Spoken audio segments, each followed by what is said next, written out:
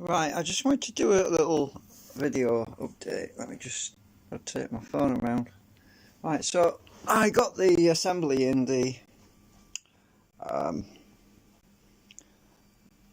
together with the actuated magnet cam. I'm just trying to pick this thing up without dropping the damn thing. I'm gonna give you a little. Oops, I've got the paperweight on top as well at the moment. It's a bit top heavy, so it's a bit awkward picking it up.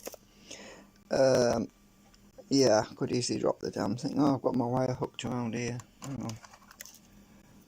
Right, so right.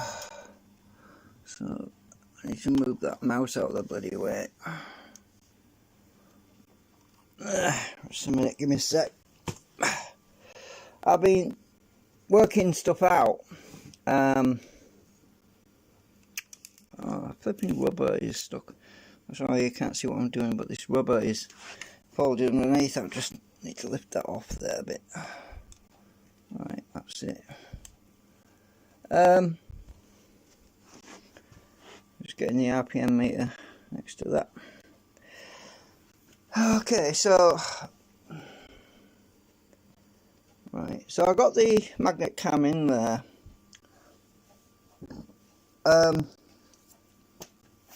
I'm just going to explain what I found. Because of the way I arrange the magnets, where I've got south on this little one there on one side, north on this side, and well, we'll go to this one where we've got the ferrites. So I've got some ferrite cores in here. We have a lot of magnetism on these ferrites, but the problem I've encountered is the fact that because I've got the alternates, because it's north there and south there, south on this side, what's happening is I'm actually folding the magnetic field around, and it's not actually getting to the rotor assembly. So these ferrites, there's nothing on there. I mean, the ferrite, the rotor assemblies, you see the magnets are on the stator inside there, which I showed you in the previous live stream. We should still be seeing flux on this here, but it's not getting to it. So to explain it simply, I got a piece of paper, and I'll tell you what the problem is. So we've got our rotor. Right, oops, so it's not a perfect circle, but I need to use my compass really. I've got the magnetic actuators inside, and so when the magnetic actuator magnet, there's 12 going all the way around, when that's sending a field of say south, and we have our we have this section with the going around there, which is basically this. Camera's on the other side, I keep it. So if that is south there and that is north, and the rotor is going around there like that. So what's actually happening is that my intention was to deflect this south, was to deflect that south towards the segment in the rotor. So this is the ferrite segment in the rotor, and it's not making the trip. It's not getting there. It's not, the actual field isn't strong enough to get to this field, because what's going on is that when we're actually subtracting north, so north is being folded back on itself down here, and what's happening is that north is carrying is basically blocking this south field from being deflected out, so it's collapsing on this north here. So what's happening is we've got this loop going on, we've got the field going around, it's shorting out to north and coming back down here. So yeah, so what I need to do is reverse the polarity of these little magnets here, so that these are all south, so that we get more deflection towards the ferrites. Well, that makes it basically half cycle instead of full wave cycle. And I also checked it on the oscilloscope, and my waveform is it's, yeah, no good.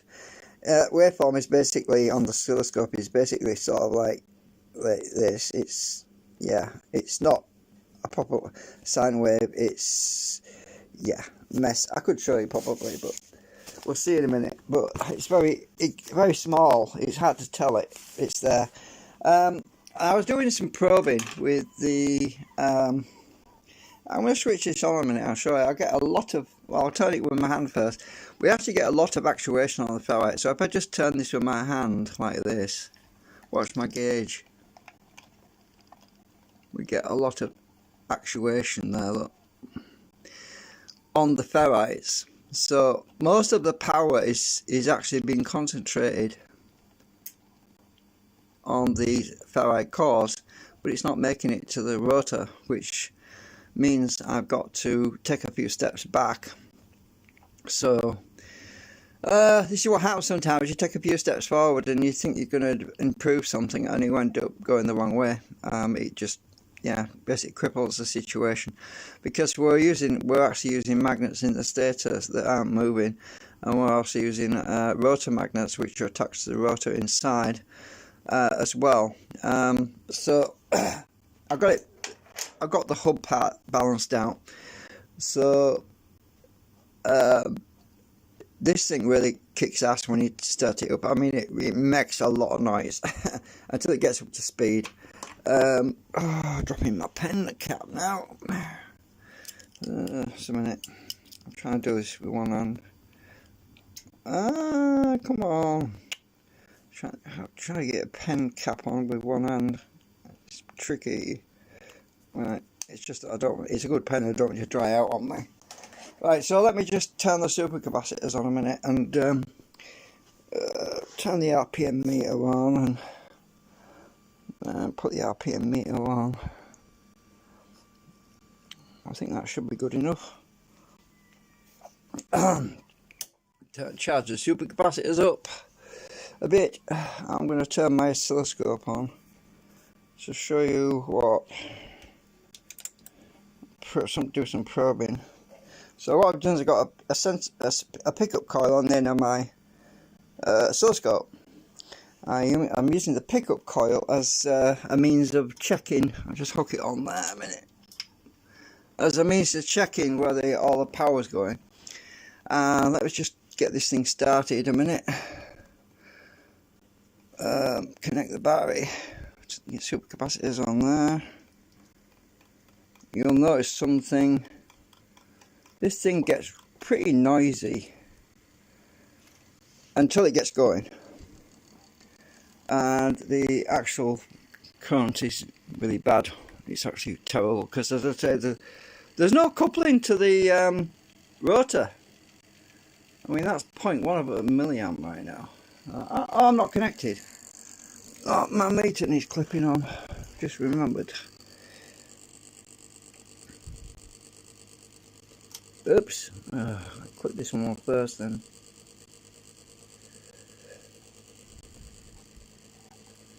Trying to get this clipped on with one hand. Come here.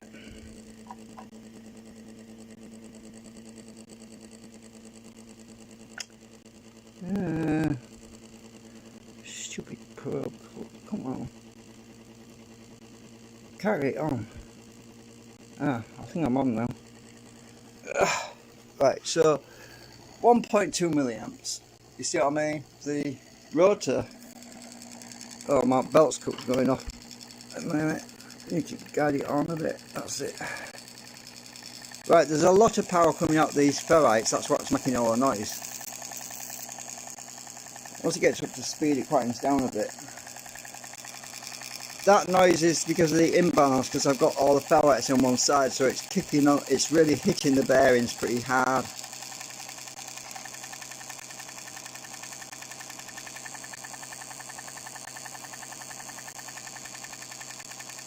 You can see that magnetic gauge is moving around there, look. That is not imbalanced, that vibration, that's the magnetic field that's kicking on these. On here. Right. It's picking up speed. Look at that, the current's still at 1.45 milliamps. It's pretty low. Now it's quietening down as it speeds up. You can hear there's a lot of flux going through these ferrites. Now this is the interesting part. When I get my sensor, my pickup coil, when I put this next to these little cores, look at the waveform. You can see we've got, oh, I've moved, hang on. You can see the waveform there on the scope. Right, that's next to the cores. So we have a sine wave there, but when I put this sensor coil next to my rotor, which is here, nothing. Nada. So the configuration of my magnets has to be flipped around. We're about 900 and well, nearly 1,000 RPM now. It's 1,000 RPM now. So we're picking up speed.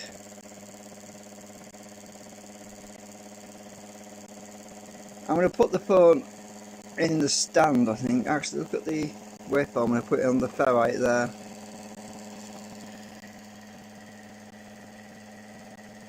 That's we're on ×1, so it's actually 2.8 volts right there.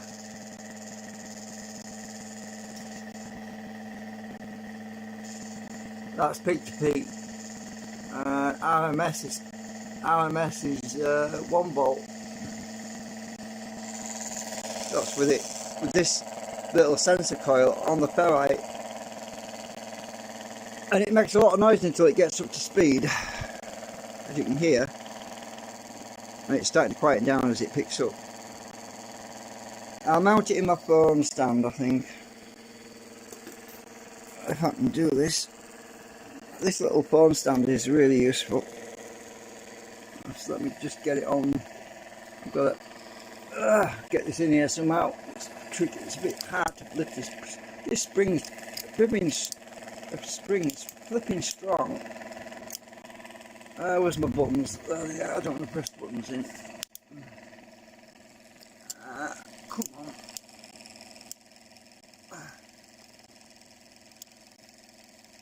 Right.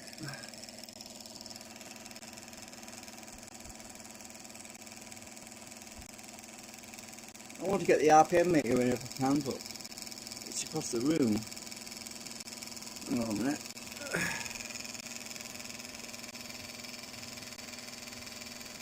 You might not be able to see it anyway.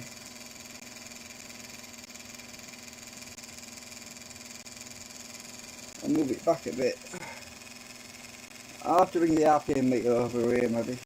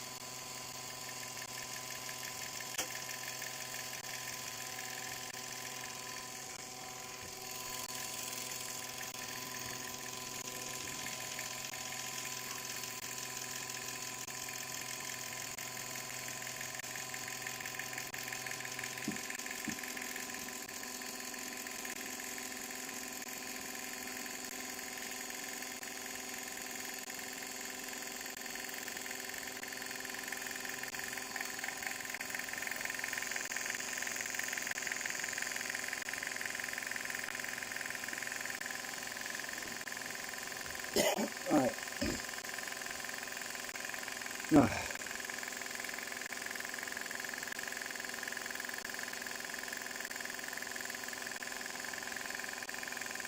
I'll stick this on somewhere.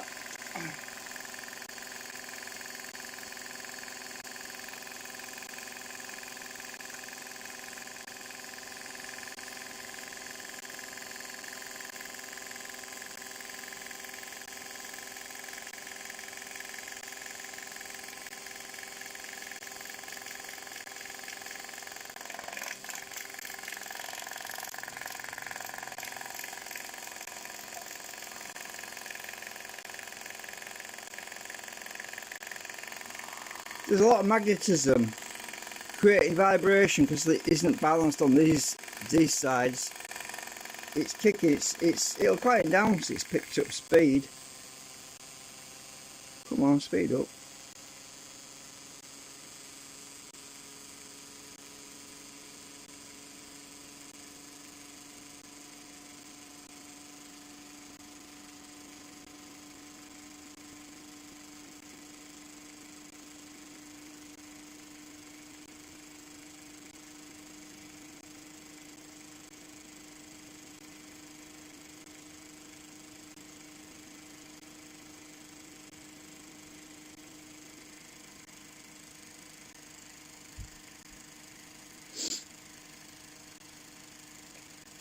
So the output current at the moment is a measly 3 milliamps. Well, actually it was 2 point. It's because I'm touching the meter for some reason. It's about 3 milliamps.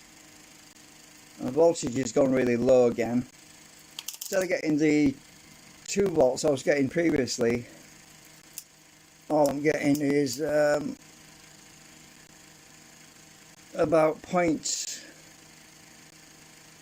0.255, which is about quarter of a volt. Because there's not enough flux, there's no flux getting to the rotor. So anyway, what I'm going to have to do is put it back on current. What I've got to do is I've got to basically go and change those polarities. I've turned it up, there's no point measuring it really. I'm going to change the polarities of all those magnets that are on the stator and flip it around so that the ones facing inwards are actually both south. The next ones facing inwards are both north, and that way. So that'll bring it into line to closer to what it was previously, when it had the stator magnets in there, because the stator magnets are not in there right now because they're on the rotor assembly. But you can see it's running true. I mean, it's balanced. I mean, it's not vibrating now. It's just that when it's at a certain speed, there's such a lot of magnetism being flipped around that these cores start to vibrate really loudly because it's uneven. And yeah, I've had it running earlier without really a load on, and my input current was dropped right down to 225 milliamps. So I had about 225 milliamps on the input, about 8.5 volts running, driving this little motor. And we got the speed went up to about 1,700 and some RPM, nearly 1,800 RPM. I think it was 1,800. It might have been higher than that actually, but it picked up good speed, so that's a good sign. So there's actually less drag on it than previously. I wasn't going to do this video till later today, but I thought, well, I might have to do 2 videos anyway, because just want to show you the problem I have at the moment, and then we can. Oh yeah, it's 8 o'clock in the morning. It's 7:30 in the morning. People are using power right now, so the voltages are going up and down on my main supply, so it's affecting my stabilized power supply. So we're seeing a few glitches on the RPM. Anyway. So yeah, as I was showing you with this little sensor coil, all the magnetic field is concentrated into these sections, that's really pulling there. I can feel it vibrating right there. But when I move my file around, I'm not feeling any flux getting to the rotor at all. So I have to, reconfigure the stator again, because the stator's not passing the stator's not conveying the flux to the rotor, and because of that, it's just not generating any power on the coils. At first I thought my coils weren't wound correctly for this configuration, but they are actually wound correct. It's just that there's no flux getting to the damn rotor. So yeah, it's just pretty dead.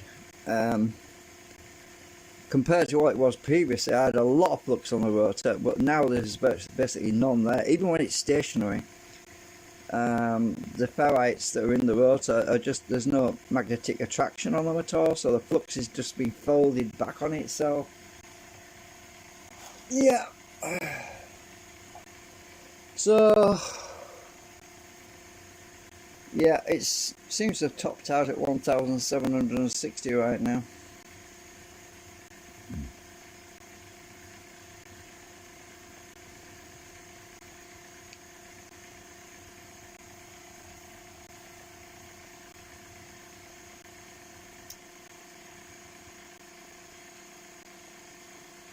Anyway, I'm going to turn the power off and you'll see what I mean about the resonant, the pulsating. As the supercapacitor is discharged, you'll see the pulsating gets louder and louder as it slows down. It's not the balance, it's just the field that's doing that. Because I rebalanced the wheel before I put it back in. So I'm going to flick the power off and let it run down slowly.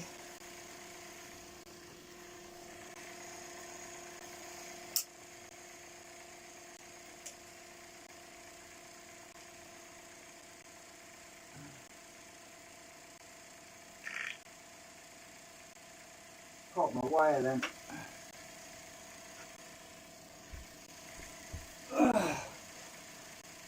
Right, so it's running on supercapacitors alone now, and it's running down now as the power supply is discharged.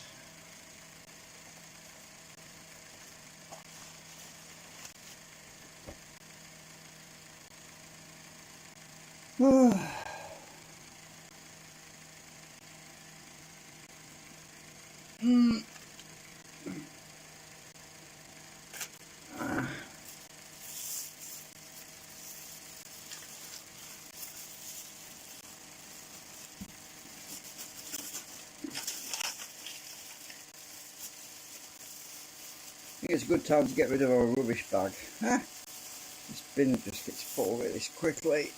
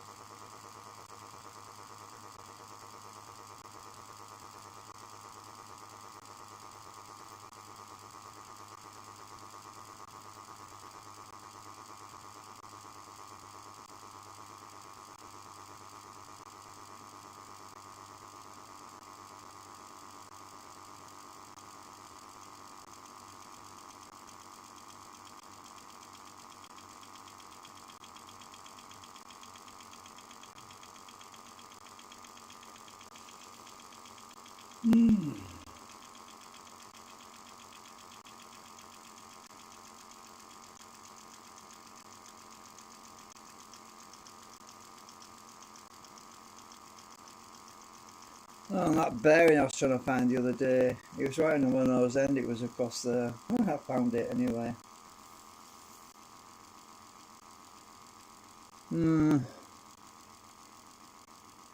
I just thought I'd let you hear all the strange things and noises it makes. It's not rubbing, it's just the magnetic field that's causing all these weird resonances, isn't it? Some of the cores are vibrating. I glued them in because they were vibrating really loudly, but I didn't want to shatter them.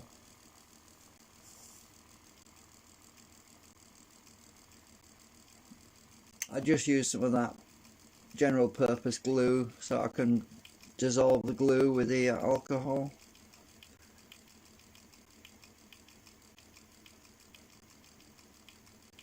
Supercapacitors are flat enough. I'll just turn it off now. Just disconnect my clip. Right. Oh, there is a bit of catching actually, I think. It's nothing major. It's because I haven't got these clips on properly because I was letting them dry a bit more. They'll probably go on better now actually. Actually, it's dried a bit. They should go on a bit easier, but well, I'll just leave it in. Yeah. I just wanted to get an idea what its behaviour is. Because the first prototype, the prototype that I was doing previously, the one I put the white tape around, I sent that to my friend in America, Magnetron. He's going to be testing that over there. Hopefully we'll make a video on it when he does some tests, and if he does, I'll give a link back to him. I'll put a link back to his channel or to the video. He's going to do I asked him if he'd do an unboxing, and he said he would. So he's going to be doing an unboxing on Sunday. So hopefully we can put a video link in the description to that. Because he's got to get another drive shaft though, because I sent him that little short bit of drive shaft that I was using in this originally, in the other one that is. I just sent him that piece just so he could get the right size, so I could measure it on his calipers and stuff, and get right. He needs a longer piece, about what 6 inches long or something like that. But anyway, so we've got that to come because he's going to be validating what I found with it. And I also sent him a motor, the same as the kind of motor I'm using. I've got quite a few of these little motors. I sent him the motor, the mounting bracket thing. I didn't send the drive belt, but I sent him a pulley and all the assembly.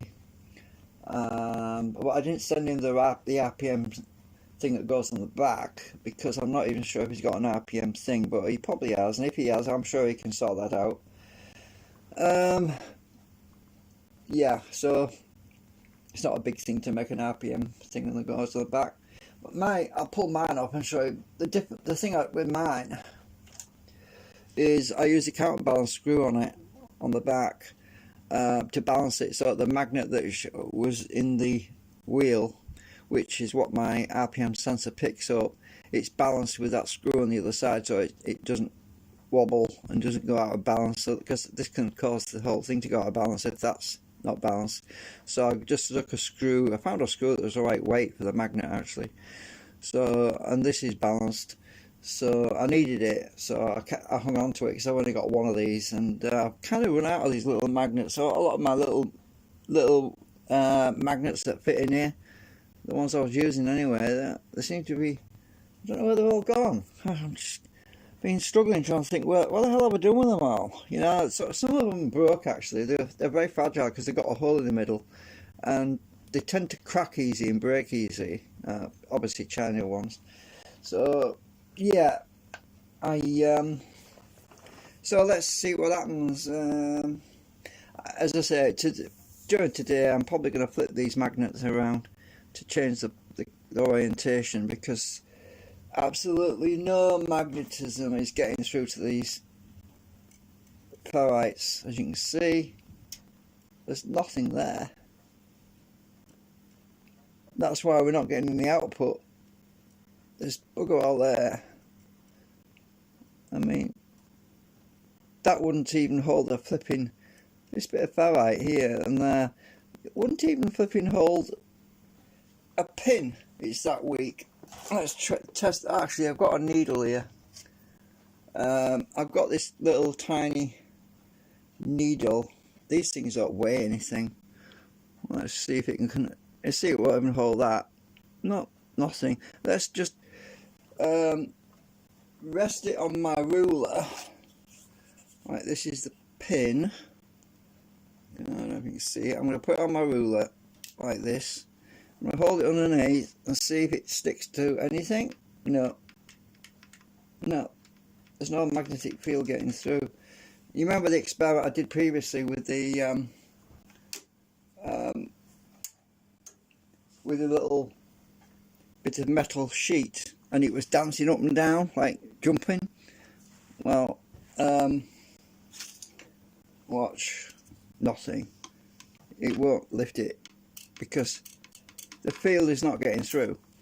So yeah, I have to reorganize these stator magnets, and if that doesn't work, I'm going to go back to the static magnets and concentrate on getting my segments right, because I have another idea. I haven't discussed this yet, but you know these segments I've been working on to actually overcome drag. It occurred to me, I had an idea, another brainwave. These little segments, this little bit of met glass that come off, actually create anti-drag. So when you get the magnets, if I get too close, it's gonna fly up anyway. But if I get to a certain distance like this, right, and I move across, you'll see it pulls there. Right, you'll see it's pulling there, look. And as I get past that point, it'll start to push. Oops, see it's pushing there? It's actually pushing there, it's pulling there. Right, to go past that point, it starts to push. You can see it pushing down. Oops, I got too close to it. But if I go, I'm trying to guide my hand because I don't want to get too close. It's pulling there, and it starts to push. Oops, on this edge, which overcomes drag basically, which is what I'm talking about. So the idea I came up with, which I haven't really discussed, that is the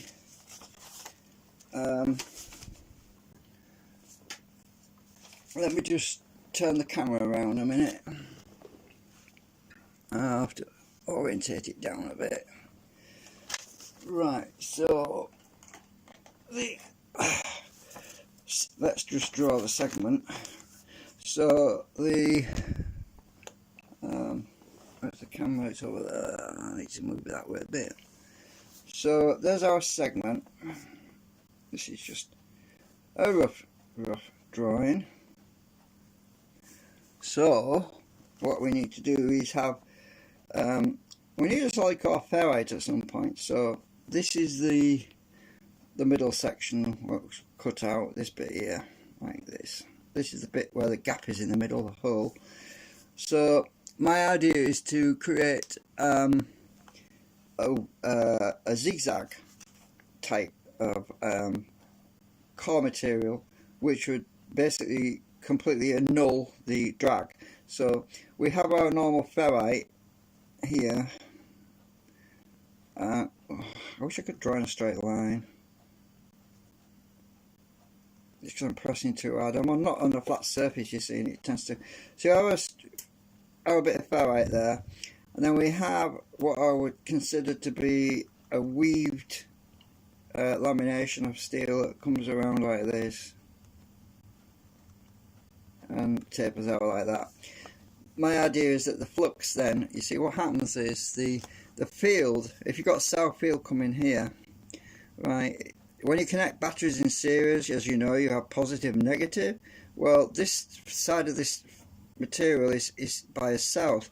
Well, the other side actually becomes north, actually, because if you think about a magnet, a magnetism actually wants to reverse. It needs to create a circuit, so it's actually more north on that side, because as this magnet here is stationary and the segment's moving, so as this south field actually intersects with this section here, this point here, what we're doing then is we're sending south up there and south up here, so it creates repulsion.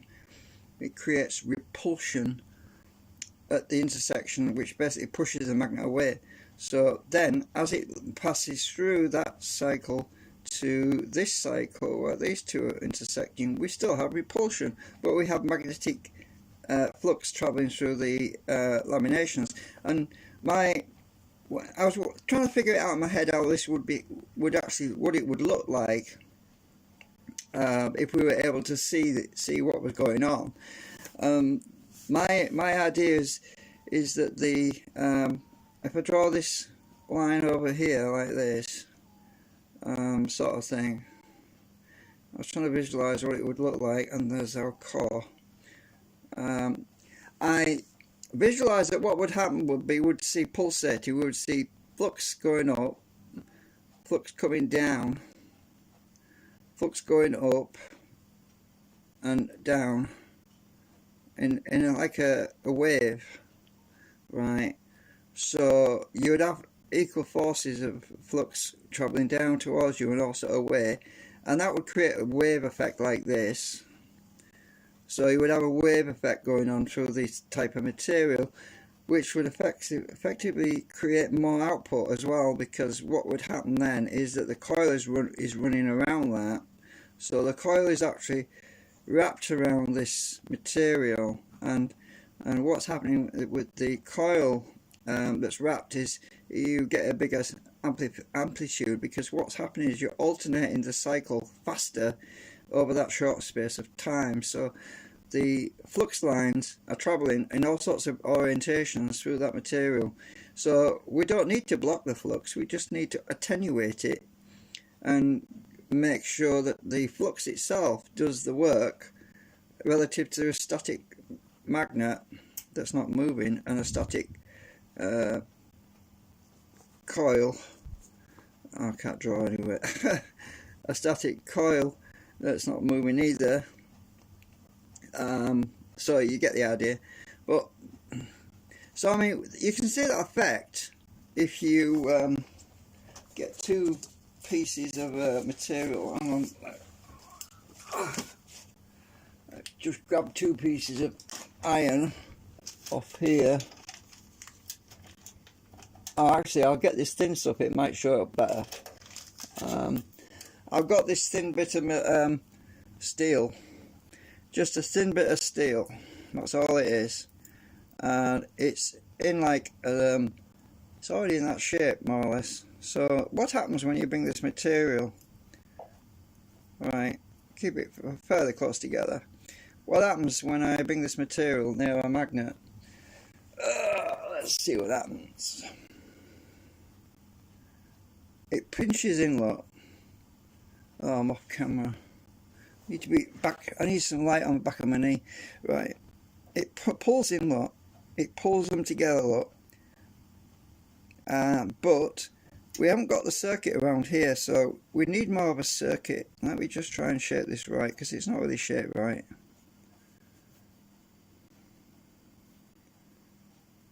You see, if it's shaped properly, you will see repulsion, which is what we're not getting right now. So let me try and get this right.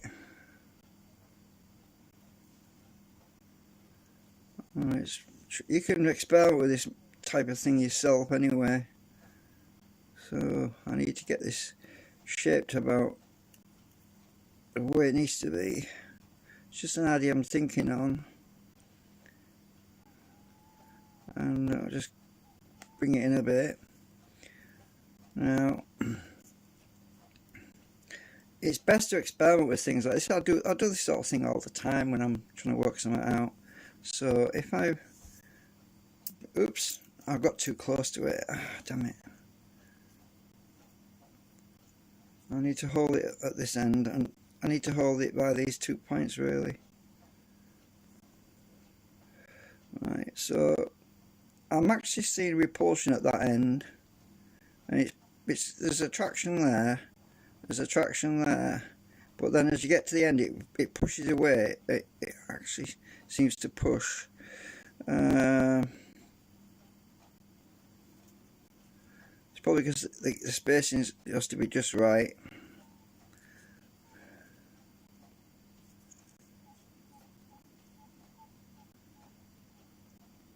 And that needs to be tapered out like that. Let's try that. I ain't got it angled right. Oh, that's pulling at that end. But if it hadn't bent, it would have been pushing a bit, because I think these magnets are probably too big actually. It's difficult to do. This is just ordinary steel. It's nickel thingamajig.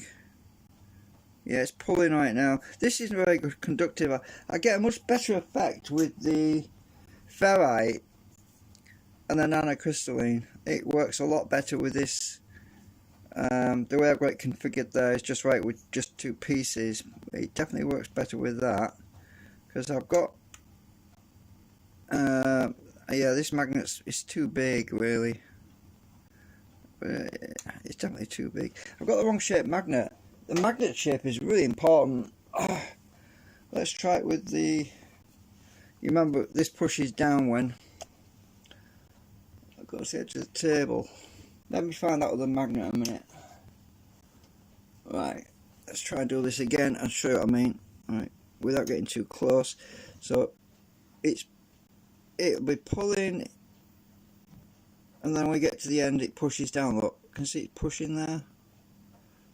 I'm trying to keep my hand off it. Hang on. Alright, see it pushes down there?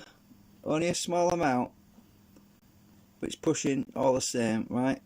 That's pulling there. Get close. If I get too close, it's going to fly up in the air. Pushing. I'm getting closer and closer, so it's going to jump in a minute. It's pushing there. Pushing, pulling. See it pull there. So if you get it just right, get the angles right, you can overcome the drag. Let's try it with this now. These aren't close enough together. That's the problem with this stuff.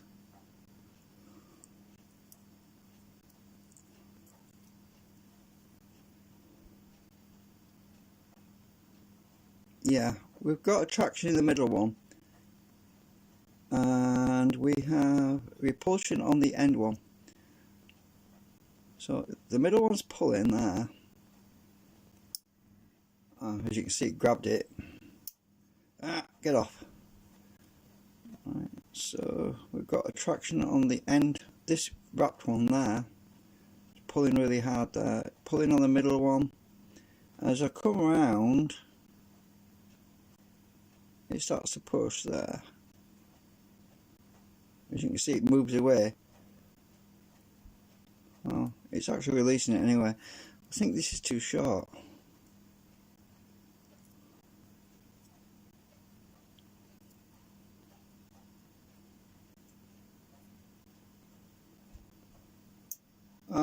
Too long now. It's very tricky to get this just right. It's not mounted to a solid piece of plastic either, so it makes it harder to do. I can actually feel it pulling on my fingers. You can do it yourself, you can figure it out. But you've got to work out stuff like this, because if you want to, it's the basics that are the answers to the problem, and it's working out the basics that is what you need.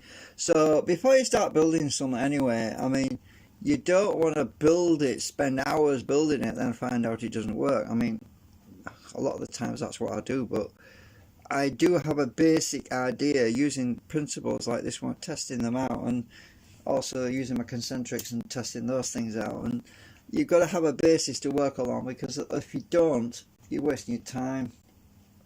But everything affects everything else, so when you put these things in an array, they interact with each other. So it's like balancing a ball bearing on something, right? Say you've got a mattress, and it's a really spongy mattress, and you put a ball bearing right in the middle of it, and you think, oh, I've got that perfect now. But then you start adding more ball bearings around it. The weight of the ball bearings that you're adding around it are going to displace the cushion and cause that ball bearing that you thought was in the right place to move. So you're going to end up with a situation where things don't stay where they're supposed to be. And magnetism is a bit like that. What else was it? Yeah, I think the best test was really probably with these bits of steel, because if I put two bits of steel together like this and you put them on a magnet, you watch what they want to do. They want to fly out. They want to fly outwards. I think I'm going to have to use the round magnet for this to show you what I mean, because it doesn't seem to want to do it with that. Right, when you put two bits of steel on this magnet, you can't get them both to stand up. It's impossible, because you push one up, the other one drops down. You push that one up, that one drops down. Why is it doing that? Because the same field doesn't like itself. This is what we have with repulsion. So you lift that magnet up, that one will fall over. And it's like, imagine dominoes, right? You've got a domino, you think, I want to set this up upright next to that one. Oh, damn it. Why can't I have both of them up? You can't, because the field is repulsing itself. So this is a really good way of demonstrating what you've got. So when you have two fields that are repulsing each other, you're basically fighting against the drag. You're actually cancelling drag out, so you're actually creating a repulsion system. So by having a series of these, let me just grab that thing. So this is why I put these segments in like that, because all of these segments were being energized with magnetic fields, and they're all being basically pressing back against the magnetism. So we end up with a situation where you can't bring these together because they won't stay together. So because of all these bits of steel, I can't get them off my magnet now, because all these bits of steel are all basically going to press against the magnetic field, there's less drag there. I mean, the actual magnets on my rotor in the stator are about that far away. They're about that far away, but there's very little pull there. There's virtually no pull, except when I get too close to one of them. But there's not a lot of drag, so we didn't have a lot of drag on there. Even though there's a lot of flux on these bits of steel when I've got it, I stick my thumb between it, or actually my finger like this. put my finger there and I stick my magnet there. There's actually, I'm trying to find my nail file again. There's actually quite a bit of magnetism on here. Look. I don't know if it'll pick a ball bearing up. I don't know if it'll probably jump over that magnet. I'll have to tilt it this way around. Yeah, it'll hold it, look. It's on the end because he's still actually pulling on the magnetic field. So it'll hold the ball. Oops, fell off now. It will hold the ball bearing. So, dropped it again. Anyway, so when you get things arranged right, you can do quite a bit. So what happens with 3 of these things? The more you get, the better the effect. So let's get 3 on here. It's even more exciting. That one's pushing that one, but now look, we've got this one's been reflected by this one now. So if I take that one away, it would fall over. This one here is holding that one up. So if I take this away like this, pull it away, it starts to collapse. Look, are you watching that? Watch as I pull this. It's not even touching that piece. This steel is not touching that steel there. Well, it's not touching it. But when I pull it, it starts to fall over. See?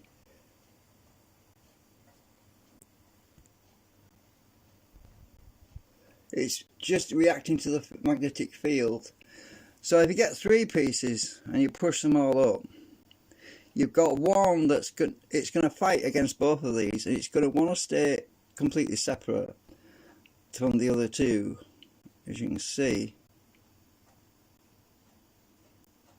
So we have repulsion going on between all these 3 bits of steel, where they don't want to stick because they're all the same pole.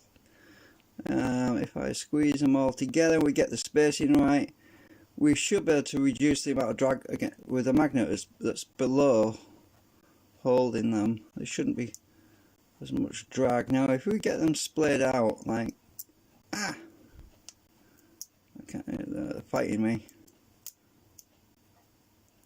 I'll take it off of there a minute. If I stick them in some blue tack so that they don't fly away, a bit of blue tack.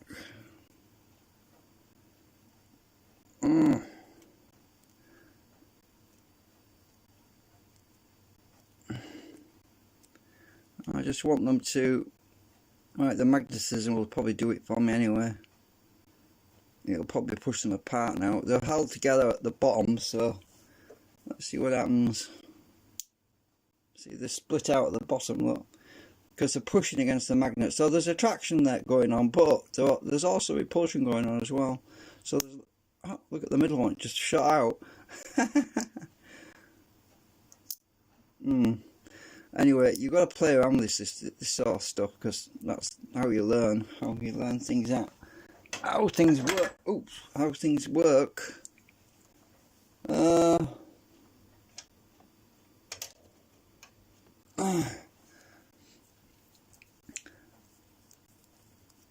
Yeah, I think that's the most promising configuration up to now that I've found, though, with ferrite and some, well, that's nanocrystalline, but I suppose it would work with steel as well. But steel's got a little bit more drag than this stuff has. But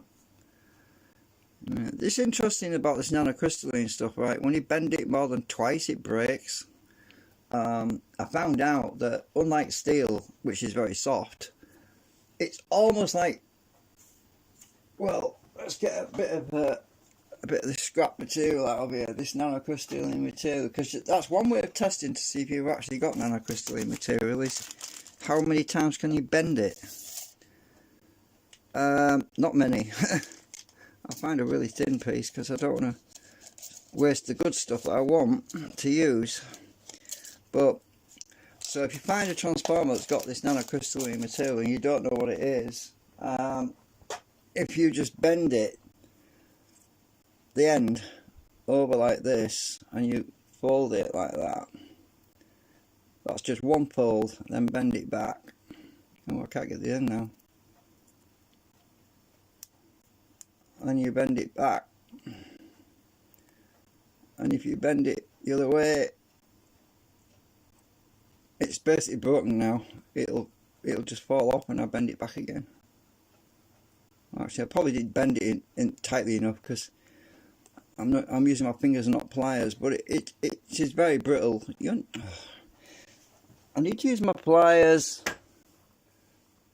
I didn't bend it tight enough anyway. Oh, what the hell's in the pliers? Can't grip for some reason. So if you bend it right on that corner, it just snaps. Oh, it should do. Did on the other piece. Oh, there we go. It snapped now. Yeah. Oh, I just let it go. There we go. It doesn't bend as much as mild steel does. Yeah. It's because I didn't bend it tight enough. You got to have a really tight crease for it to do that, I think.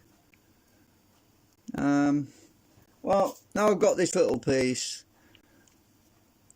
Maybe I should try that again without, with using the pliers. So bend it over.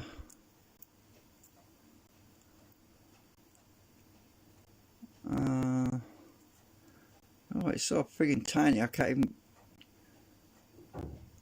How do you hold it? Can't get my fingernail between it now. Oops. Ah. Where's my knife?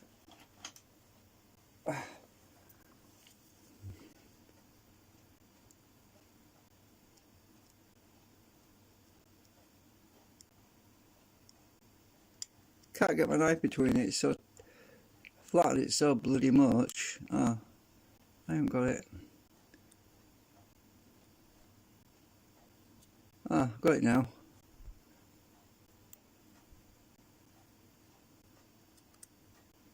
I'm trying to separate it again. I don't know why I bother with this test actually, but I was trying to find a way earlier of. It seems to break quicker with a bigger piece though. I don't know why that is. Ah, there we go. It's broken now. You hear it click? It just broke. So I only bent that twice, and it snapped. Look, there's one piece.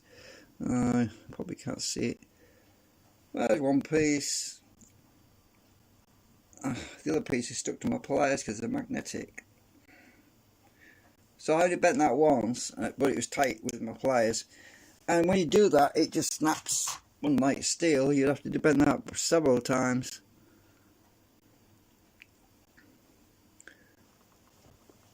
And I left my meter on.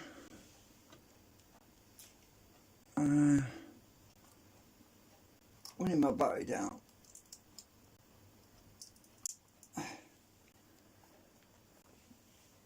Anyway, that's it for now. See you later, alligator.